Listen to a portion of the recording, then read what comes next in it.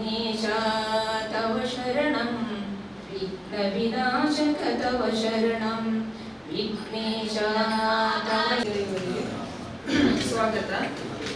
ಈ ದಿನದ ಕುಟುಂಬ ಸಮ್ಮೇಳನ ಕಾರ್ಯಕ್ರಮಕ್ಕೆ ಮುಖ್ಯ ಅತಿಥಿಯಾಗಿ ಆಗಮಿಸಿರುವ ಪಿಡಿಸಿ ರೊಟೇರಿಯನ್ ಡಾಕ್ಟರ್ ದೇವರಸಿರಿಯವರನ್ನು ಪೂರ್ವಕವಾಗಿ ಸ್ವಾಗತಿಸುತ್ತಿದ್ದೇನೆ. ಅಸಿಸ್ಟೆಂಟ್ ಗವರ್ನರ್ ಆದ ರೊಟೇರಿಯನ್ ಪಿಡಿ ಶೆಟ್ಟಿಯವರನ್ನು ಎಲ್ಲ ಪೂರ್ವಕವಾಗಿ ಸ್ವಾಗತಿಸುತ್ತಿದ್ದೇನೆ. ನಿಯೋಜಿತ ಗವರ್ನರ್ ರೊಟೇರಿಯನ್ ವಿಕ್ರಮ್ ದತ್ತ ಇವರನ್ನು ಎಲ್ಲರ ಪರವಾಗಿ ಪೂರ್ವಕವಾಗಿ ಸ್ವಾಗತಿಸುತ್ತಿದ್ದೇನೆ. ಅತಿಥಿಗಳಾಗಿ ಆಗಮಿಸಿರುವ ಶ್ರೀಮತಿ ಜಯಲಕ್ಷ್ಮಿ, ಸರ್ಕಾರಿ ಪ್ರಾಥಮಿಕ ಶಾಲೆ ಕಲ್ಲರಗೋಡಿ, ಹಾಗೂ ಶ್ರೀಮತಿ ಜ್ಯೋತಿ, ಸರ್ಕಾರಿ ಪ್ರಾಥಮಿಕ ಶಾಲೆ ಬಬ್ಬುಕಟ್ಟೆ ಇವರನ್ನು ರೋಟರಿ ಕ್ಲಬ್ ಜಯಲಕಕ್ಕೆ ಪರವಾಗಿ ಪೂರಕವಾಗಿ ಸ್ವಾಗತಿಸುತ್ತೇನೆ. ಮಾಧ್ಯಮದವರಾದ ಶ್ರೀಯುತ ಸುರೇಂದ್ರ ಕರ್ಕೇರವರು ಇವರಿದ್ದಾರೆ, ಇವರನ್ನು ಹೃತ್ಪೂರ್ವಕವಾಗಿ ಸ್ವಾಗತಿಸುತ್ತೇನೆ. ಬಂದಂತಹ ರೋಟರಿ ಕ್ಲಬ್ ಜಯಲಕತೆ ಎಲ್ಲ ಸದಸ್ಯರು ಹಾಗೂ ಕುಟುಂಬಸ್ಥರನ್ನು ಎಲ್ಲರ ಪರವಾಗಿ ಹೃತ್ಪೂರ್ವಕವಾಗಿ ಈ ಕಾರ್ಯಕ್ರಮಕ್ಕೆ ಸ್ವಾಗತಿಸುತ್ತಿದ್ದೇನೆ. ಎಲ್ಲರಿಗೂ ನಮಸ್ಕಾರ. ದಿನಾಂಕ 13/8/2023 ನಾಟೆಕಲ್ನ ರತ್ನ ನಿವಾಸದಲ್ಲಿ ನಡೆದ ಆಟಿದ ಕೂಟ ಕಾರ್ಯಕ್ರಮದಲ್ಲಿ ಇಬ್ಬರು ಸಾಧಕರನ್ನು ಗೌರವಿಸಿ ಸನ್ಮಾನಿಸಲಾಯಿತು. ಅಭಿಮತ ವಾರ್ತಾವಾಹಿನಿಯ ನಿರ್ದೇಶಕಿ, ಇತ್ತೀಚೆಗೆ ಗೌರವ ಡಾಕ್ಟರೇಟ್ ಪಡೆದ ಡಾಕ್ಟರ್ ಮಮತಾ ಶೆಟ್ಟಿ ಮತ್ತು ಕೃಷಿ ಕ್ಷೇತ್ರದಲ್ಲಿ ಅತ್ಯುತ್ತಮ ಸಾಧನೆ ಮಾಡಿದ ಹರೀಶ್ ಅವರು ಸನ್ಮಾನ ಸ್ವೀಕರಿಸಿ ರೋಟರಿ ಸಂಸ್ಥೆಗೆ ಕೃತಜ್ಞತೆ ಸಲ್ಲಿಸಿದರು.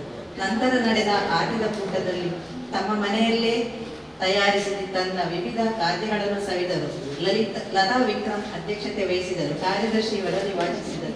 ರೊಟೇರಿಯನ್ ರವೀಂದ್ರ ಶೆಟ್ಟಿಯವರು ಆಟಿ ತಿಂಗಳ ಮಹತ್ವವನ್ನು ತಿಳಿಸಿದರು. ರೊಟೇರಿಯನ್ ರವಿಶಂಕರ್ ರವರು ವಂದಿಸಿದರು. 15/8/2023 ವಿದ್ಯಾರತ್ನ ಸಂಸ್ಥೆಯಲ್ಲಿ ನಡೆದ ಸ್ವಾತಂತ್ರ್ಯದ ಧ್ವಜಾರೋಹಣ ಸಮಾರಂಭದಲ್ಲಿ AG Rotarian PD Shetty, Rotarian JP Rai, Rotarian KR Shetty, Rotarian Soumya Shetty, ಕಾರ್ಯದರ್ಶಿ ರೊಟೇರಿಯನ್ ಸುಜಾತಾ ಶೆಟ್ಟಿ ಉಪಸ್ಥಿತರಿದ್ದರು. ನಿವೃತ್ತ ಯೋಧ ರೊಟೇರಿಯನ್ ಜೆಪಿ ರೈ ಅವರನ್ನು ಗೌರವಿಸಿ ಸನ್ಮಾನಿಸಲಾಯಿತು.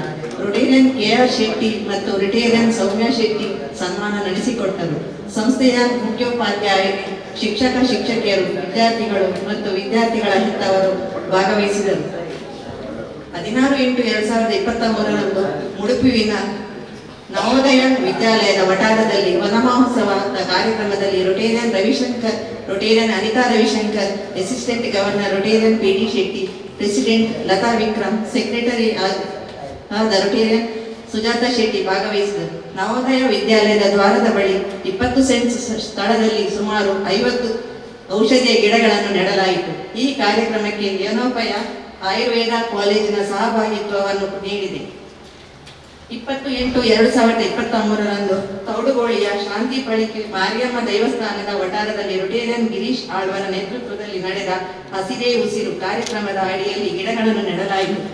ಜಯಲಕಟ್ಟೆಯ ವತಿಯಿಂದ ನಡೆಯುತ್ತಿರುವಂತಹ ಈ ಒಂದು ಕುಟುಂಬ ಸಮ್ಮೇಳನ ಕಾರ್ಯಕ್ರಮದಲ್ಲಿ ಪ್ರತಿ ವರ್ಷದಂತೆ ನಾವು ಸೆಪ್ಟೆಂಬರ್ ಈ ಒಂದು ತಿಂಗಳಲ್ಲಿ ನಮಗೆಲ್ಲರಿಗೂ ಕೂಡ ತಿಳಿದಿರುವಂತಹ ಸೆಪ್ಟೆಂಬರ್ 5 ಶಿಕ್ಷಕರ ದಿನಾಚರಣೆಯನ್ನು ನಾವು ರೋಟರಿಯಲ್ಲಿ ಸೆಪ್ಟೆಂಬರ್ ತಿಂಗಳಲ್ಲಿ ಆಚರಿಸುವಂಥದ್ದು ನಮ್ಮ ಸಂಪ್ರದಾಯ.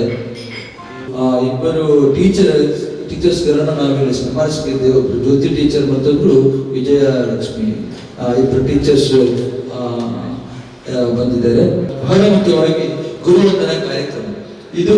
ಈ ಗುರುವಂದನಾ ಕಾರ್ಯಕ್ರಮ ಅಂತ ಹೇಳಿದ್ರೆ ನಮ್ಮೆಲ್ಲ ಕ್ಷೇತ್ರಗಳಲ್ಲೂ ಕೂಡ ಈ ಶಿಕ್ಷಣ ಕ್ಷೇತ್ರ ಅನ್ನುವಂಥದ್ದು ಬಹಳ ಪ್ರಾಮುಖ್ಯವಾದ್ದು.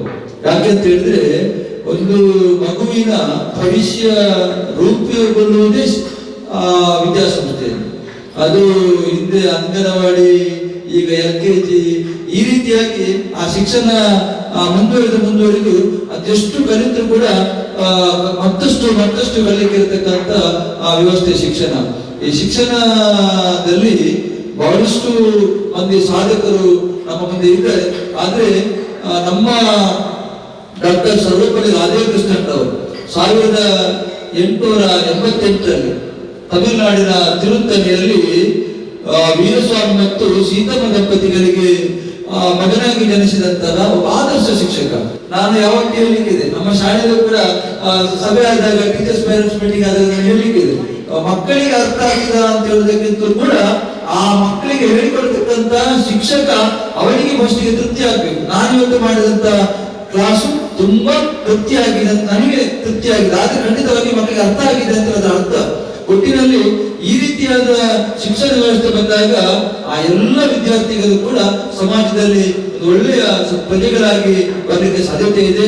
ಅದರಲ್ಲಿ ಸರ್ವಪಲ್ಲಿ ಡಾಕ್ಟರ್ ಸರ್ವಪಲ್ಲಿ ರಾಧಾಕೃಷ್ಣನ್ರವರ ಒಂದು ಆದರ್ಶಮಯ ಜೀವನ, ಒಬ್ಬ ಶಿಕ್ಷಕ ಯಾವ ರೀತಿ ಇರಬೇಕು, ತನ್ನ ಸೇವೆಯನ್ನ ಯಾವ ರೀತಿ ಸಲ್ಲಿಸಬೇಕು ಎಂಬುದಾಗಿ ಸಮಾಜಕ್ಕೆ ತಿಳಿಸಿಕೊಟ್ಟವರು. ಅದರಲ್ಲೂ ಕೂಡ ರಾಷ್ಟ್ರದ ಪ್ರಥಮ ಉಪರಾಷ್ಟ್ರಪತಿಯಾಗಿ, ಎರಡನೆಯ ರಾಷ್ಟ್ರಪತಿಯಾಗಿ ಕೆಲಸವನ್ನ ನಿರ್ವಹಿಸಿ ಒಬ್ಬ ಸಾಧಕ ಅಂತೇಳಿ, ಮೇಧಾವಿ ವ್ಯಕ್ತಿ ಅಂತೇಳಿ ತಿಳಿಸಿಕೊಟ್ಟವರು ಡಾಕ್ಟರ್ ಸರ್ವಪಲ್ಲಿ ರಾಧಾಕೃಷ್ಣನ್ ಅವರು. ಸರ್ಕಾರಿ ಪ್ರೌಢಶಾಲೆ ಕಲ್ಲರಕೋಟೆ ಶ್ರೀ ಲಕ್ಷ್ಮಣ ನಾಯಕ್ ಮತ್ತು ಸರಸ್ವತಿ ದಂಪತಿ ಸುಳ್ಯ ತಾಲೂಕಿನಲ್ಲಿ ಜನಿಸಿದರು. ಇವರು ಸರ್ಕಾರಿ ಹಿರಿಯ ಪ್ರಾಥಮಿಕ ಶಾಲೆ ಶೇರಿ ಮತ್ತು ಕತಿಕಟ್ಟ ಇಲ್ಲಿ ಪ್ರಾಥಮಿಕ ಶಿಕ್ಷಣವನ್ನು ಶ್ರೀ ಸೀತಾರಾಘವ ಪದವಿ ಪೂರ್ವ ಕಾಲೇಜಿನಲ್ಲಿ ಪ್ರೌಢಶಾಲೆ ಮತ್ತು ಪಿಯುಸಿ ಶಿಕ್ಷಣವನ್ನು ಪಡೆದಿರುತ್ತಾರೆ. ಮುಂದೆ ಸರ್ಕಾರಿ ಮಹಿಳಾ ಶಿಕ್ಷಕರ ತರಬೇತಿ ಸಂಸ್ಥೆ ಕಲ್ಮಠದಲ್ಲಿ ಶಿಕ್ಷಕ ತರಬೇತಿ ಪಡೆದು 1/8/1998ರಲ್ಲಿ ಸರ್ಕಾರಿ ಹಿರಿಯ ಪ್ರಾಥಮಿಕ ಶಾಲೆ ಕರ್ಜಿಯಲ್ಲಿ 17 ವರ್ಷಗಳ ಸೇವೆ ಸಲ್ಲಿಸಿ 2015ರಲ್ಲಿ ವರ್ಗಾವಣೆಗೊಂಡು ಸರ್ಕಾರಿ ಹಿರಿಯ ಪ್ರಾಥಮಿಕ ಶಾಲೆ ಕಲ್ಕಟ್ಟ ಇಲ್ಲಿ 5 ವರ್ಷಗಳ ಸೇವೆ ಮಾಡಿ 2020ರಲ್ಲಿ ಬಡ್ತಿ ಪಡೆದು ಪ್ರಸ್ತುತ ಸರ್ಕಾರಿ ಪ್ರೌಢಶಾಲೆ ಕಲ್ಲರಕೋಡಿಯಲ್ಲಿ ಕನ್ನಡ ಭಾಷಾ ಶಿಕ್ಷಕಿಯಾಗಿ ಕರ್ತವ್ಯ ನಿರ್ವಹಿಸಿರುತ್ತಾರೆ. ಶಿಕ್ಷಕ ವೃತ್ತಿಯ ರಜತ ಮಹೋತ್ಸವವನ್ನು ಈಗ ಆಚರಿಸುತ್ತಿದ್ದಾರೆ. ಪತಿ ವೈ.ಬಿ. ನಾಯಕ್ ರವರನ್ನು ವಿವಾಹವಾಗಿ ಪ್ರತೀಕ್ಷಾ ಹಾಗೂ ಮಾಸ್ಟರ್ ಪ್ರದೀಪ್ ಎಂಬ 2 ಮಕ್ಕಳನ್ನು ಪಡೆದು ಕುಂಪಲದಲ್ಲಿ ವಾಸಿಸಿರುತ್ತಾರೆ. ಸಾಂಸ್ಕೃತಿಕ ಹಾಗೂ ಸಾಮಾಜಿಕ ಕ್ಷೇತ್ರದಲ್ಲಿ ಸರ್ಕಾರಿ ಶಿಕ್ಷಕರ ಪ್ರತಿಭಾ ಸ್ಪರ್ಧೆಗಳಲ್ಲಿ ಭಾಗವಹಿಸಿ ರಸಪ್ರಶ್ನೆ, ಪ್ರಬಂಧ ಸ್ಪರ್ಧೆಗಳಲ್ಲಿ ಜಿಲ್ಲಾ ಮಟ್ಟದಲ್ಲಿ ಬಹುಮಾನ, ಸರ್ಕಾರಿ ನೌಕರರ ಸಾಂಸ್ಕೃತಿಕ ಹಾಗೂ ಕ್ರೀಡಾ ಸ್ಪರ್ಧೆಗಳಲ್ಲಿ ಕಿರುನಾಟಕ ವಿಭಾಗದಲ್ಲಿ ಭಾಗವಹಿಸಿ ಜಿಲ್ಲಾ ಮಟ್ಟದ ಸ್ಪರ್ಧೆಯಲ್ಲಿ ಪ್ರಥಮ ಸ್ಥಾನ ಪಡೆದು ರಾಜ್ಯ ಮಟ್ಟದಲ್ಲಿ ಭಾಗವಹಿಸಿರುತ್ತಾರೆ. ಜ್ಞಾನ ಕಥೆ, ಕವನ ಲೇಖನಗಳು 150ಕ್ಕೂ ಅಧಿಕ ಚುಟುಕುಗಳನ್ನು ಬರೆದಿರುತ್ತಾರೆ. ನಲಿ ಕಲಿ ವಿದ್ಯಾರ್ಥಿಗಳಿಗಾಗಿ ಎಂಬ ಪ್ರೇರಣೆ ಎಡೋಫೋನ್ ಎಂಬ ಯೂಟ್ಯೂಬ್ ಚಾನೆಲ್ ಅನ್ನು ಆರಂಭಿಸಿದ್ದಾರೆ. ಸಮನ್ವಯದ ಶಿಕ್ಷಣದ ಸಂಪನ್ಮೂಲ ವ್ಯಕ್ತಿಯಾಗಿ ಕಾರ್ಯವನ್ನು ನಿರ್ವಹಿಸಿರುತ್ತಾರೆ.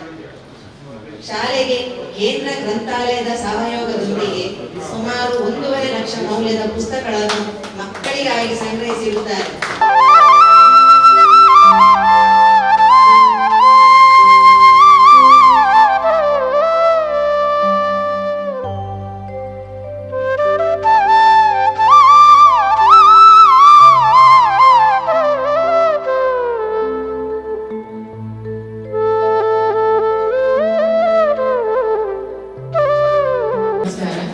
ಶ್ರೀಮತಿ ಜ್ಯೋತಿ, ಜನ್ಮಸ್ಥಳ ಉಡುಪಿ ಜಿಲ್ಲೆಯ ಕಾರ್ಕಳ ತಾಲೂಕಿನ ಯರ್ಲಪಾಡಿ ಗ್ರಾಮ.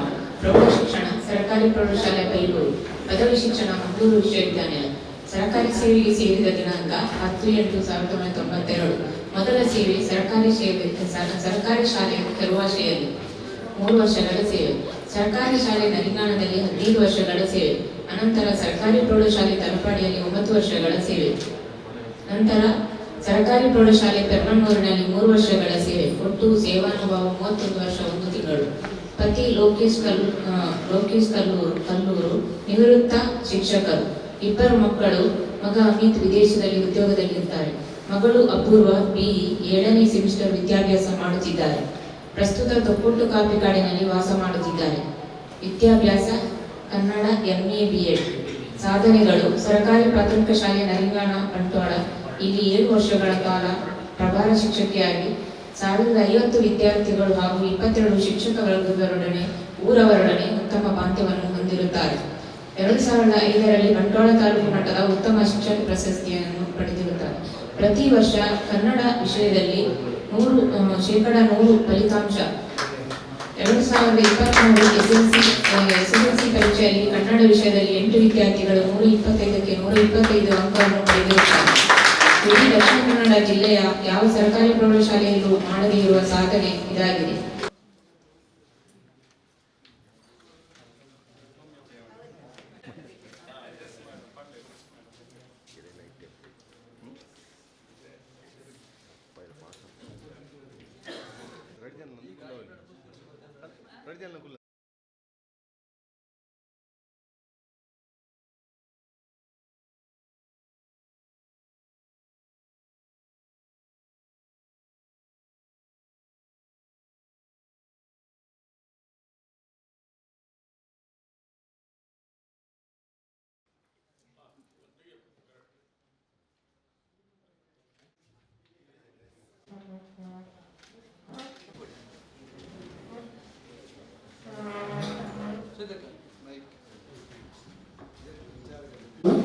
ಗಣ್ಯರೇ ಹಾಗೂ ರೋಟರಿ ಕ್ಲಬ್ ರಳಕಟ್ಟೆಯ ಅಧ್ಯಕ್ಷರು ಹಾಗೂ ಸದಸ್ಯರು ಹಾಗೂ ಸಭೆಯಲ್ಲಿರುವಂತಹ ಎಲ್ಲ ಅತಿಥಿಗಳಿಗೆ ಮುಸ್ಸಂಜೆಯ ಶುಭ ನಮನಗಳನ್ನು ಸಲ್ಲಿಸ್ತಾರೆ.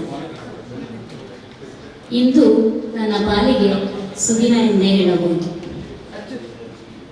ಶಿಕ್ಷಕ ಎಂದರೆ ರಾಷ್ಟ್ರವನ್ನು ನಿರ್ಮಾಣ ಮಾಡುವಂತಹ ಶಿಲ್ಪಿ, ಅದೇ ರೀತಿ ಭಾವಿ ಜನಾಂಗವನ್ನು ನಿರ್ಮಿಸುವಂತಹ ನಿರ್ಮಾತೃ. ಅಂತಹ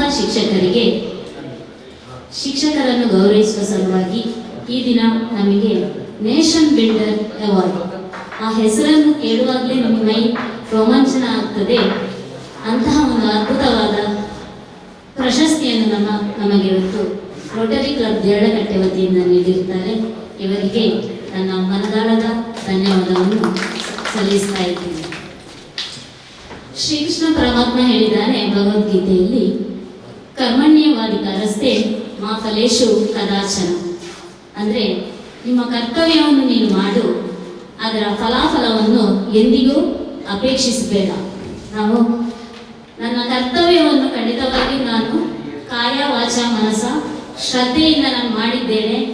ಆದ ಕಾರಣ ಈ ಪ್ರಶಸ್ತಿ ನನ್ನ ಹಿಂದೆ ಬಂದಿದೆ ಅಂತ ಹೇಳಿಕ್ಕೆ ನಾನು ತುಂಬಾ ಇಷ್ಟಪಡ್ತಾ ಇದ್ದೇನೆ. ಅದೇ ರೀತಿ ಈ ಒಂದು ಪ್ರಶಸ್ತಿಗೆ ನನ್ನನ್ನು ಆಯ್ಕೆ ಮಾಡಿ ಗುರುತಿಸಿ ಬಹಳ ಸಂತೋಷದಿಂದ ಗೌರವಿಸಿದ್ದೀರಿ. ಇದಕ್ಕೆ ನನ್ನ ವತಿಯಿಂದ ತುಂಬ ಹೃದಯದ ಧನ್ಯವಾದವನ್ನು ಸಲ್ಲಿಸ್ತಾ ಇದ್ದೀನಿ. ಈ ಒಂದು ಪ್ರಶಸ್ತಿ ನಮ್ಮ ಜವಾಬ್ದಾರಿಯನ್ನು ಇನ್ನಷ್ಟು ಹೆಚ್ಚು ಮಾಡಿದೆ. ಪ್ರಶಸ್ತಿ ಸಿಕ್ಕಿದ ತಕ್ಷಣ ಎತ್ತರಕ್ಕೆ ಏರದೆ ನಮ್ಮ ಕರ್ತವ್ಯವನ್ನು ನಾವು ಚೆನ್ನಾಗಿ ಮಾಡಿದ್ರೆ ನಾವು ಎಂದಿಗೂ ಕೂಡ ಯಶಸ್ಸನ್ನು ಕಾಣಬಹುದು ಅಂತ ನಾನು ಹೇಳಲಿಕ್ಕೆ ಇಷ್ಟಪಡ್ತಾ ಇದ್ದೇನೆ. ಅದೇ ರೀತಿ ನನ್ನ ಪ್ರತಿಯೊಂದು ಹೆಜ್ಜೆಯಲ್ಲೂ ನನಗೆ ಎಲ್ಲ ರೀತಿಯಲ್ಲಿಯೂ ಸಪೋರ್ಟ್ ಮಾಡಿದಂತಹ ನನ್ನ ಕುಟುಂಬ ವರ್ಗ ಇರ್ಬೋದು, ಅದೇ ರೀತಿ ನನಗೆ ಕರ್ತವ್ಯವನ್ನು ಸೇವೆಯನ್ನು ಮಾಡಲು ಅವಕಾಶ ನೀಡಿದಂತಹ ಸುಮಾರು 25 ವರ್ಷಗಳ ಶಿಕ್ಷಕ ವೃತ್ತಿಯನ್ನು ನಾನೀಗ ಆಗಸ್ಟ್ 1ಕ್ಕೆ ನಾನು ಮುಗಿಸಿ ಆಗಿದೆ. ಈ ಸಂದರ್ಭದಲ್ಲಿ ನಾನು ಪ್ರಾಥಮಿಕ ಅಂದರೆ ಚಿಕ್ಕ ಮಕ್ಕಳಿಗೆ ಕಲಿಸ್ತಾ ಇದ್ದಂಥ ಶಿಕ್ಷಕಿ. 17 ವರ್ಷ ನಾನು ಕದ್ರಿ ಶಾಲೆಯ ಪುಟ್ಟ ಮಕ್ಕಳಿಗೆ ಕಲಿಸಿದ್ದೇನೆ. ಅದೇ ರೀತಿ ಒಂದು 5 ವರ್ಷ ಕಲ್ಕಟ್ಟ ಶಾಲೆಯಲ್ಲಿ ಚಿಕ್ಕ ಮಕ್ಕಳಿಗೆ ಕಲಿಸಿ, ಈಗ ದೊಡ್ಡ ಮಕ್ಕಳಿಗೆ ಕಲಿಸುವಂತಹ ಒಂದು ಸೌಭಾಗ್ಯ ಒದಗಿ ಬಂದಿದೆ. ಅದೇ ರೀತಿ ಈ ಎಲ್ಲ ಮಕ್ಕಳ ಆಶೀರ್ವಾದ ನನಗೆ ಈ ಪ್ರಶಸ್ತಿ. ಯಾವಾಗ ನಾವು ಆ ಚಿಕ್ಕ ಮಕ್ಕಳಿಗೆ ಕಲಿಸ್ತೇವೋ ಅವರ ಪ್ರೀತಿ ಇದೆ ಅಲ್ಲ, ಅದು ಖಂಡಿತ ಯಾವತ್ತೂ ನಮ್ಮನ್ನು ಕೈ ಬಿಡುವುದಿಲ್ಲ ಅಂತ ನಾನು ಹೇಳಲಿಕ್ಕೆ ಇಷ್ಟಪಡ್ತಾ ಇದ್ದೇನೆ. ಆ ಮಕ್ಕಳು ಎಲ್ಲ ಮನೆಯ ವಿಷಯ ಇರ್ಬೋದು, ಯಾವುದೇ ವಿಷಯ ಇರ್ಬೋದು, ಟೀಚರ್ ನಮ್ಮನ ರೀತಿಯಲ್ಲಿ ಇದು ಮಾಡಿ ನಮ್ಮ ಜೊತೆ ಎಲ್ಲ ವಿಷಯಗಳನ್ನು ಹೇಳ್ತಾ ಇದ್ರು. ಆ ಮಕ್ಕಳಿಗೆ ನಾವು ಏನೋ ಒಂದು ಹೇಳಿದ್ರೆ ಅದು ಅವರನ್ನು ನಾವು ಯಾವಾಗ ಪ್ರೀತಿ ಮಾಡ್ತೇವೋ ಖಂಡಿತ ನಮಗೆ ಅದರಿಂದ ಒಳ್ಳೆಯದೇ ಆಗ್ತದೆ ಅಂತ ಹೇಳಿಕ್ಕೆ ನಾನು ಇಷ್ಟಪಡ್ತಾ ಇದ್ದೇನೆ. ಆ ಮಕ್ಕಳ ಆಶೀರ್ವಾದ ನನ್ನನ್ನು ಈ ಒಂದು ಸ್ಟೇಜ್ಗೆ ಬರಲಿಕ್ಕೆ ಕಾರಣ ಅಂತ ಹೇಳಲಿಕ್ಕೆ ನನಗೆ ಹೆಮ್ಮೆ ಆಗ್ತಾ ಇದೆ. ಅದೇ ರೀತಿ ನನ್ನ ಏನು ಸ್ವಲ್ಪ ಚಿಕ್ಕ ಮಟ್ಟಿನ ಸಮಾಜ ಸೇವೆ ಕಾರ್ಯ ಇರ್ಬೋದು, ಆ ಕಾರ್ಯಕ್ಕೆ ಸಹಕಾರ ನೀಡಿದಂತಹ ನನ್ನ ಎಲ್ಲ ಜೇಸಿ ಬಂಧುಗಳಿರ್ಬೋದು, ಅದೇ ರೀತಿ ನನ್ನ ಪ್ರತಿಯೊಬ್ಬರು ನನಗೆ ಏನು ಕೆಲಸ ಮಾಡಲಿಕ್ಕೆ ಸಹಕಾರ ನೀಡಿದಂತಹ ಎಲ್ಲರಿಗೆ ಕೂಡ ನಾನು ಈ ಸಂದರ್ಭದಲ್ಲಿ ಧನ್ಯವಾದಗಳನ್ನು ಹೇಳಲಿಕ್ಕೆ ಇಷ್ಟಪಡ್ತಾ ಇದ್ದೀನಿ. ಅದೇ ರೀತಿ ರೋಟರಿ ಕ್ಲಬ್ ದೇರಳಕಟ್ಟೆ ಇವರು ಹಲವಾರು ಸಮಾಜ ಕಾರ್ಯಗಳನ್ನು ಕೂಡ ಮಾಡ್ತಾ ಇದ್ದಾರೆ. ಈ ದಿನ ನನ್ನನ್ನು ಗೌರವಿಸಿದಂತ ಎಲ್ಲ ನಮ್ಮ ರೋಟರಿ ಕ್ಲಬ್ ದೇರಳಕಟ್ಟೆಯ ಅಧ್ಯಕ್ಷರು, ಸರ್ವ ಸದಸ್ಯರು ಎಲ್ಲರಿಗೂ ಕೂಡ ಧನ್ಯವಾದಗಳನ್ನು ಹೇಳ್ತಾ ನನ್ನ ಮಾತನ್ನು ಮುಗಿಸ್ತಾ ಇದ್ದೀನಿ. ಪ್ರಾಯಶಃ ಗುರುವಿನ ಗುಲಾಮನಾಗುವ ತನಕ ದೊರೆಯದನ್ನ ಮುಗಿದಿ. ಗುರು ಸರ್ವಶ್ರೇಷ್ಠ. ದಿನದ 24 ಗಂಟೆಯಲ್ಲೂ ಕೂಡ ಗುರುತಿಸಲ್ಪಡುವಂತಹ ವ್ಯಕ್ತಿಗಳಲ್ಲಿ 3 ಮಂದಿ ಮಾತ್ರ. ಒಬ್ಬ ರೈತ, ಒಬ್ಬ ಸೈನಿಕ, ಒಬ್ಬ ಶಿಕ್ಷಕ. ಕೆತ್ತುವಲ್ಲಿ ಕೆತ್ತಿ, ಮೆತ್ತುವಲ್ಲಿ ಮೆತ್ತಿ ಒಂದು ಶಿಲ್ಪಿಯನ್ನು ರೂಪು ಮಾಡುವಲ್ಲಿ ಎಷ್ಟು ಕಷ್ಟಪಡ್ತೇವೆ ಆ ಶಿಲ್ಪಿ, ಅದೇ ರೀತಿ ಶಿಕ್ಷಕನ ಶ್ರಮ ಕೂಡ ಸಾರ್ಥಕತೆಯನ್ನು ಪಡೆಯುವಂಥದ್ದು. ಸರ್ ರವೀಂದ್ರ ಸರ್ ಅವರು ಬಹಳ ಚೆನ್ನಾಗಿ ಹೇಳಿದರು. ಅದು ಕೂಡ ರಾಧಾಕೃಷ್ಣ ಸರ್ ಅವರ ಬಗ್ಗೆ, ಸರ್ವಪಳ್ಳಿ ರಾಧಾಕೃಷ್ಣ ಸರ್ ಅವರ ಬಗ್ಗೆ ಒಂದು ವಿಶ್ಲೇಷಣೆಯನ್ನೇ ಬರೀಬಹುದಿತ್ತು, ಅಷ್ಟು ಚೆನ್ನಾಗಿ ಹೇಳಿದ್ದಾರೆ ಸರ್. ವೈಯಕ್ತಿಕವಾಗಿ ನನ್ನ ಅಭಿನಂದನೆಗಳನ್ನು ಸಲ್ಲಿಸ್ತಾ ಇದ್ದೀನಿ. ರೋಟರಿ ಕ್ಲಬ್ ದೇರಳಕಟ್ಟೆ ನನ್ನ ಸೇವೆಯನ್ನು ಪ್ರಾಯಶಃ ಗುರುತಿಸಿದ್ದಾರೆ ಅಂತೇಳಿ ಭಾವಿಸ್ತೇನೆ. ನಾನು ಎಷ್ಟರ ಮಟ್ಟಿಗೆ ಇದಕ್ಕೆ ಯೋಗ್ಯಳು ಅನ್ನೋದು ಗೊತ್ತಿಲ್ಲ. ಒಟ್ಟಿನಲ್ಲಿ ನನ್ನ ಈ ಸೇವೆಯನ್ನು ಗುರುತಿಸಿ ನನ್ನ 31 ವರ್ಷಗಳಲ್ಲಿ ನನಗೆ ಪ್ರಶಸ್ತಿಗಳನ್ನು ಕೊಡುವ ಹಾಗೆ ಒಂದು ಅವಕಾಶವನ್ನು, ಭಾಗ್ಯವನ್ನು ತಾವು ಕರುಣಿಸಿದ್ದೀರಾ.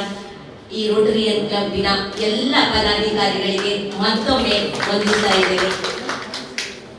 ಶಿಕ್ಷಕ ರೂವಾರಿ, ಶಿಕ್ಷಕ ಶಿಲ್ಪಿ. ಶಿಕ್ಷಕನೇ ಎಡವಿದ್ರೆ ಮಕ್ಕಳ ಗತಿ ಅಧೋಗತಿ. ಹಾಗಾಗಿ ನಾವು ಒಂದು ಮಾತಿದೆ, ಕುವೆಂಪುರವರು ಒಂದು ಮಾತು ಹೇಳಿದ್ದಾರೆ, ಮುಂದಕ್ಕೆ ಗುರಿ ಇರಬೇಕು, ಹಿಂದಕ್ಕೆ ಗುರು ಇರಬೇಕು. ಈ ಒಂದು ಮಾತನ್ನು ನಾವು ಸರಿಯಾಗಿ ಅರ್ಥ ಮಾಡಿಕೊಂಡಾಗ ಮಾತ್ರ ಶಿಕ್ಷಕ ವೃತ್ತಿಯ ಪಾವಿತ್ರ್ಯತೆಯನ್ನು ನಾವು ಉಳಿಸಿಕೊಳ್ಳಲಿಕ್ಕೆ ಸಾಧ್ಯ. ಶಿಕ್ಷಕ ಎಡವಿದ್ರೆ ಇಡೀ ಸಮಾಜವೇ ಎಡವುತ್ತದೆ. ಎಡವದ ಹಾಗೆ ನಡೆಯುವಲ್ಲಿ ನಡೆದು ಎಡವದೆ ಮುನ್ನಡೆಯುವವನೇ ಶಿಕ್ಷಕ, ಕೈ ಹಿಡಿದು ಆಧರಿಸುವವನೇ ಶಿಕ್ಷಕ. ಇಂದಿನ ಶಿಕ್ಷಕ ಓರ್ವ ಶಿಕ್ಷಕನಾಗಿಲ್ಲ, ಆತ್ಮೀಯನಾಗಿದ್ದರೆ ಮಾತ್ರ ಬದುಕಬಹುದು ಅನ್ನುವಂಥದ್ದು ಈಗಿನ ಪ್ರಸ್ತುತ ಸನ್ನಿವೇಶದಲ್ಲಿ ನಾವು ಕಾಣ್ತಾ ಇದ್ದೇವೆ. ಎಲ್ಲರಿಗೂ ಗೊತ್ತಿದೆ, ಶಿಕ್ಷಕನಾಗಿದ್ದುಕೊಂಡು ದಬ್ಬಾಳಿಕೆಯನ್ನು ನಡೆಸಿದ್ರೆ ಆ ವಿದ್ಯಾರ್ಥಿಗಳನ್ನು ನಾವು ಪ್ರೀತಿಸುವಂತಹ ಆ ರೀತಿ ಆಗಿದೆ. ಯಾಕಂದ್ರೆ ಇರುವುದೇ 1-2 ಮಕ್ಕಳು, ಹೊಡೆಯುವಂತಹ ಶಿಕ್ಷಿಸುವಂತಹ ಅಧಿಕಾರವನ್ನು ನಾವು ಕಳೆದುಕೊಂಡಿದ್ದೇವೆ. ಆದರೂ ಕೂಡ ಶಿಕ್ಷಣ ವ್ಯವಸ್ಥೆಯಲ್ಲಿ ಇರುವಂತಹ ಬದಲಾವಣೆಗಳತ್ತ ನಾವು ಮುಖ ಮಾಡಲೇಬೇಕು. ಪ್ರಾಯಶಃ ಇಂತಹ ಸಮಾಜಮುಖಿ ಕಾರ್ಯಕ್ರಮಗಳನ್ನು ನಡೆದುಕೊಂಡಾಗ ಶಿಕ್ಷಕರನ್ನು ಗುರುತಿಸುವಂಥದ್ದು. ಕಳೆದ ವರ್ಷ ನನಗೆ ಸೆಂಟ್ರಲ್ ಮಂಗಳೂರು ಇಲ್ಲಿ ಒಂದು ನನ್ನನ್ನು ಗುರುತಿಸುವಂತಹ ಕಾಯಕವನ್ನು ಕೈಗೊಂಡಿದ್ರು. ಅದು ಕೂಡ ತುಂಬಾ ಖುಷಿ ಕೊಟ್ಟಿದೆ. ಯಾಕಂದ್ರೆ ನಿಮ್ಮೊಡನೆ ಬೆರೆಯುವಂತಹ ಒಂದು ಈ ಸಮಾಜಮುಖಿ ಕಾರ್ಯಕ್ರಮಗಳಲ್ಲಿ ಭಾಗವಹಿಸುವಂತಹ ಯೋಗ್ಯತೆ ಹಾಗೂ ಅದೃಷ್ಟ ನಮ್ಮದಾಗಿದೆ ಅಂತ ಭಾವಿಸ್ತೇನೆ. ಇನ್ನು ನನ್ನ ಸಾಧನೆಗಳ ಬಗ್ಗೆ ಹೇಳುವುದಿದ್ರೆ ಬೇರೆ ಏನು ಸಾಧನೆ ಈ ಸಲಕ್ಕೆ ನಾನು ಹೇಳುವುದಿದ್ರೆ 2023ನೇ ಇಸವಿಯ SSLC ಪರೀಕ್ಷೆಯಲ್ಲಿ ಪಾಠ ಮಾಡ್ತಾ ಇರುವಾಗಲೇ ನಾನು ಬಂದದ್ದಷ್ಟೇ. ಯಾಕಂದ್ರೆ 4 ವರ್ಷಗಳ ಹಿಂದೆ ಶಿಕ್ಷಣ ಸಂಯೋಜಿತಿಯಾಗಿ ನಾನು ಶಿಕ್ಷಣ ಇಲಾಖೆಯಲ್ಲಿ ಕೆಲಸ ಮಾಡ್ತಾ ಇದ್ದೆ. ಶಾಲೆಗೆ ಬಂದಿದ್ದೇನೆ, ಸರ್ಕಾರಿ ಪ್ರೌಢಶಾಲೆ ಕರ್ಮಣ್ಣವರು ನಮ್ಮ HM. ನಾನು ಇವತ್ತು ಕೂಡ ಅವರಿಗೆ ಅಭಿನಂದನೆ ಹಾಗೂ ಧನ್ಯವಾದ ಸಲ್ಲಿಸ್ತಾ ಇದ್ದೇನೆ ಅವರ ಅನುಪಸ್ಥಿತಿಯಲ್ಲಿ. ಪ್ರಾಯಶಃ ನನ್ನ ಒಂದು ಕರ್ತವ್ಯ ನಿಷ್ಠೆಯನ್ನು ಅವರು ಗುರುತಿಸಿದ್ದಾರೆ ಅಂತ ಭಾವಿಸ್ತೇನೆ. ಅಂದ್ರೆ ಮಕ್ಕಳು ಪ್ರೀತಿ ಹುಟ್ಟಿಸಿದಾಗ ಖಂಡಿತ ಮಕ್ಕಳ ಪ್ರೀತಿಯನ್ನು ನಮಗೆ ವಾಪಸ್ ಕೊಡ್ತಾರೆ ಅನ್ನೋದಕ್ಕೆ ಅದು ನಿದರ್ಶನ ಅಂತ ಹೇಳಿ ಭಾವಿಸ್ತೇನೆ. ಪ್ರಾಯಶಃ ದಕ್ಷಿಣ ಕನ್ನಡ ಜಿಲ್ಲೆಯಲ್ಲಿ ಒಂದು ಸರ್ಕಾರಿ ಶಾಲೆ ಔಟ್ ಆಫ್ ಔಟ್ 125ಕ್ಕೆ 125 ಅಂಕಗಳನ್ನು ಸರ್ಕಾರಿ ಶಾಲೆ ಪಡ್ಕೊಳ್ಳೋದಂದ್ರೆ ಅದು ನಮ್ಮ ಸರ್ಕಾರಿ ಪ್ರೌಢಶಾಲೆ ಕರ್ಮಣ್ಣವರು. ಆ ಒಂದು ಅವಕಾಶ ಭಗವಂತ ನನಗೆ ಕರುಣಿಸಿದ್ದಾನೆ. ಅದಕ್ಕಿಂತ ಹೆಚ್ಚಿನದಾಗಿ ನನ್ನ ಹೆಜ್ಜೆಗೆ ಹೆಜ್ಜೆ ಇಟ್ಟುಕೊಂಡು ನನ್ನ ಪ್ರತಿಯೊಂದು ಕಾಯಕದಲ್ಲೂ ಕೂಡ ನನ್ನನ್ನು ಸಹಕರಿಸಿದವರು ನನ್ನ ಪತಿದೇವರು, ಮತ್ತೊಮ್ಮೆ ಹೇಳ್ತಾ ಇದ್ದೇನೆ. ಹಾಗಾಗಿ ಎಲ್ಲ ವಿಷಯದಲ್ಲೂ ಯಾವತ್ತೂ ಕೂಡ ಇವತ್ತು ಹೆಣ್ಣು ಮಕ್ಕಳ ದಿನಾಚರಣೆ, ಇವತ್ತು 2 ನಾರಿಯರನ್ನು ತಾವು ಗುರುತಿಸಿದ್ದೀರಾ. ಪ್ರಾಯಶಃ ಉತ್ತಮ ಕಾರ್ಯ. ನಿಮ್ಮ ಸಮಾಜಮುಖಿ ಕಾರ್ಯಗಳು ಇನ್ನಷ್ಟು ಅಭಿವೃದ್ಧಿಗೊಳ್ಳಲಿ. ಭಗವಂತ ಏನ್ ಮಾಡ್ಬೇಕಾ, ಸಮಾಜಮುಖಿ ಕಾರ್ಯಕ್ರಮಗಳನ್ನು ಕೊಡ್ಬೇಕಾದ್ರೆ ನಮಗೆ ಭಗವಂತನ ಕೃಪಾ ಕಟಾಕ್ಷ ಇರಲೇಬೇಕು. ಭಗವಂತನ ಕೃಪಾ ಕಟಾಕ್ಷ ಈ ತಮ್ಮ ಪದಾಧಿಕಾರಿಗಳ ಮೇಲಿರಲಿ. ಇನ್ನೂ ಹೆಚ್ಚಿನ ಸಮಾಜಮುಖಿ ಕಾರ್ಯವನ್ನು ಮಾಡುವಂತಹ ಮನಸ್ಸು ತಮ್ಮದಾಗಲಿ. ಅದಕ್ಕೆ ಬೇಕಾದಂತಹ ಅನುಗ್ರಹವನ್ನು ಭಗವಂತನು ಕರುಣಿಸಲಿ. ಅದಕ್ಕಿಂತ ಮುಖ್ಯವಾಗಿ ನಗುವುದು, ನಗಿಸುವುದು, ನಗು ಮನದಿ ಡಿವಿಜಿಯವರ ಕಡೆ ಹೇಳಿದರೆ ನಗು ಮನದಿ ಲೋಗರ ವಿಕಾರಗಳನ್ನು ನೋಡಿ ಬಿಗಿ ತುಟಿಯ ದುಡಿವಂದು ನೋವ ಪಡುವಂದು ಪೊಗು ವಿಶ್ವ ಜೀವನದ ಜೀವಾಂತರಂಗದಲ್ಲಿ ನಗು ನಗುತ್ತಾ ಬಾಳ್ ತೆರಳು ಅಂಕುತಿಮ್ಮ. ಹಾಗಾಗಿ ನಗುತ್ತಾ ನಲಿಯುವಂತ ಜೀವನ ತಮ್ಮೆಲ್ಲರದಾಗಲಿ ಅಂತೇಳಿ ಆಶಿಸುತ್ತಾ ಅವಕಾಶಕ್ಕಾಗಿ ವಂದಿಸುತ್ತೇನೆ.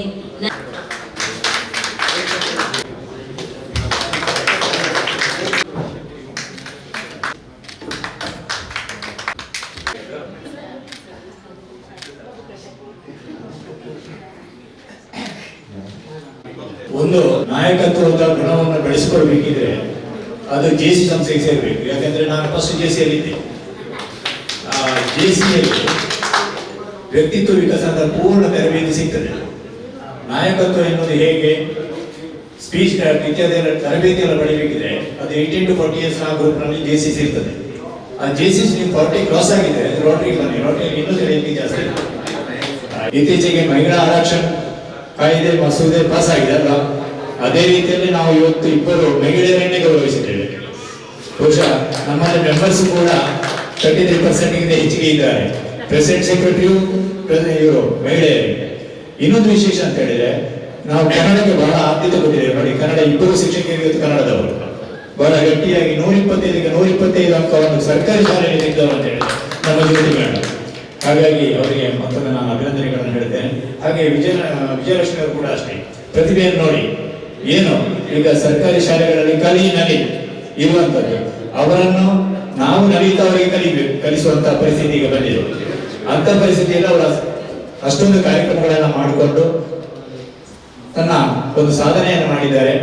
ಒಂದು ವಿಚಾರ ಇಲ್ಲಿ ನಾವು ಗಮನಿಸಬೇಕು, ಪ್ರಶಸ್ತಿಗಳ ಹಿಂದೆ ಓಡಿಕೊಂಡು ನಾವು ಹೋಗಿ ಪ್ರಶಸ್ತಿಯನ್ನು ಪಡೆಯುವುದಕ್ಕಿಂತ ಇಂತಹ ಒಂದು ಅಂತಾರಾಷ್ಟ್ರೀಯ ಸಂಸ್ಥೆ ಕೇವಲ 12 ಲಕ್ಷ ಸದಸ್ಯರಿರುವಂತಹ ನಮ್ಮ international organisation all over world, ಅದರಲ್ಲಿ ಈ ಒಂದು 25 ಸದಸ್ಯರಿರುವಂತಹ ನಾವು ಗುರುತಿಸಿಕೊಂಡಂತಹ ರೋಟರಿ ಕ್ಲಬ್ ಜಯಲಕಟ್ಟೆ ನಿಮ್ಮ ಕರ್ತವ್ಯವನ್ನ ಸಾಧನೆಯನ್ನ ಗುರುತಿಸಿ ಈ ಸಂದರ್ಭದಲ್ಲಿ ನಾವು ನಿಮ್ಮನ್ನ ನಾವೇ ಹುಡುಕಿ ತಂದಿದ್ದೇವೆ, ನಿಮ್ಮನ್ನು ರೆಕಗ್ನೈಸ್ ಮಾಡಿದ್ದೇವೆ. ಆದ್ದರಿಂದ ಇದು ಬಹಳ ದೊಡ್ಡ ಪ್ರಶಸ್ತಿ ಅಂತ ನೀವು ಭಾವಿಸಬೇಕು. ನಿಮಗೆ ಖಂಡಿತ ಶುಭವಾಗಲಿ. ಶುಭವನ್ನ ಈ ಸಂದರ್ಭದಲ್ಲಿ ನಾನು ಹಾರೈಸುತ್ತೇನೆ.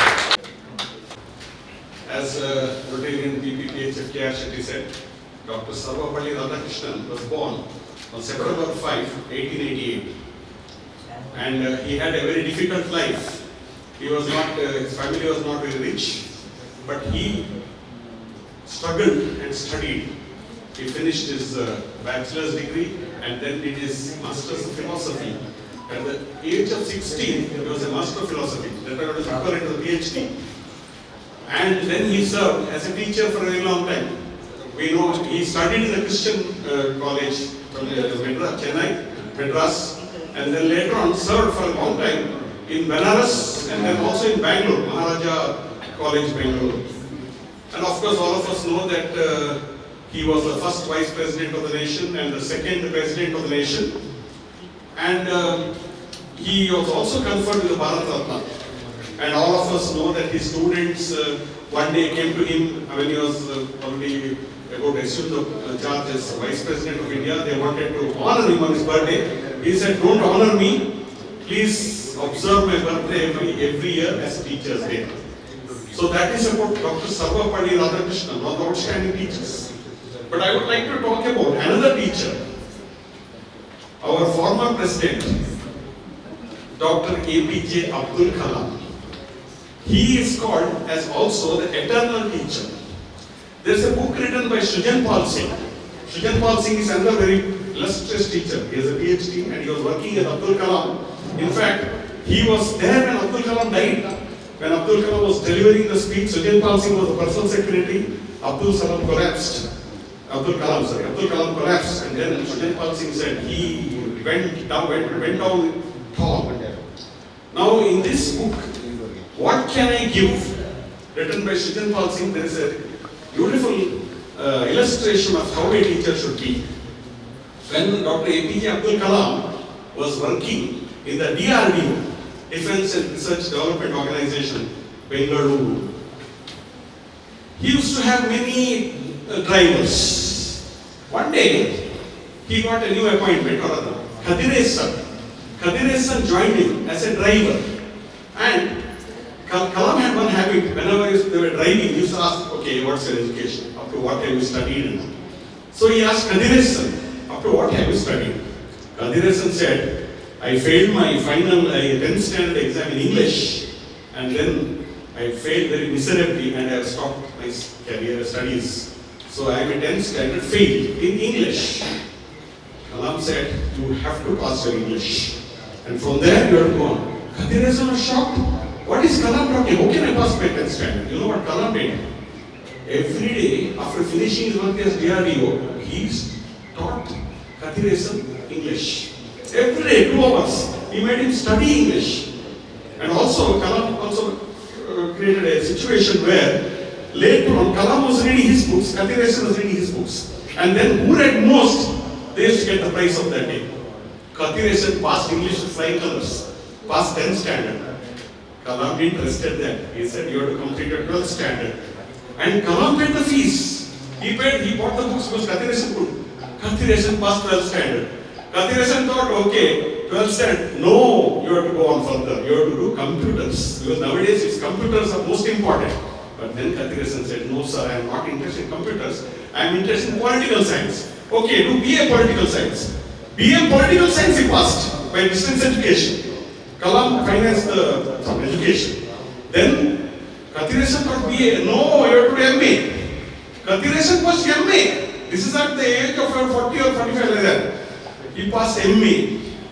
See, a boy who has 10th standard failed, passed his 10th standard, passed his PUC, passed his BA, passed his MA in political science. Then Kadirasan retired. But Kadirasan didn't stop at that. Once Dr. APJ Kalam, he did PhD in political science. And Kadirasan served as a professor in a first grade college. When Kalam died, Kadirasan came and cried. He said, the only regret I have in my life is I have not done computer science like my boss wanted. This is the story of Kadirasan. Then the second story is of Challappa. Kalam was the president of India and Challappa was the driver. Kalam had lot of computers in the house, the Rashtrapati Bhavan, and lot of TV. One day, Kalam saw Challappa watching a TV serial. He shouted, what are you doing? Watching TV. There are so many computer monitors you should start using the computer. After what have you studied? Then Challappa said, I have passed 10th standard. No, you have to go further. Kalam financed his PUC. In Kadirasan's case, what happened is, Kadirasan was supposed to go MA, supposed to do the MA exam, was supposed to take in, I think, it was in Chennai. He didn't have the money. Kalam, and then last minute, Kalam paid the plane fare also. So in again Challappa, same thing. Challappa did PUC, then he did computers, and he became a computer specialist. Kalam allowed him. This is what a teacher is, the eternal teacher. What beautiful stories. Similarly, Jyoti madam and Jayalakshmi madam, they have also taught many Kadirasans and Challappas. And these Kadirasans and Challappas they are the real what shall we say, the fruit of the labor of Jyoti madam and Jayalakshmi. Last year we honored Jyoti madam. I only introduced her in Kannada. She remembers it. It is the Nation Builders Award. Nation Builder Award is one of the best awards the Rotary India Literacy Mission gives. Every year, the Rotary India Literacy Mission, that's another part of Rotary, they say, recognize government school teachers and give them the Nation Builder Award. And Rotary Club of Jayalaka has been awarding very deserving teachers these awards. So continue the good work, and I would like to congratulate both the teachers, and I would like everyone in the audience except Jyoti madam and Jayalakshmi madam to stand up. Jyoti madam and Jayalakshmi should sit down and give them a standing ovation.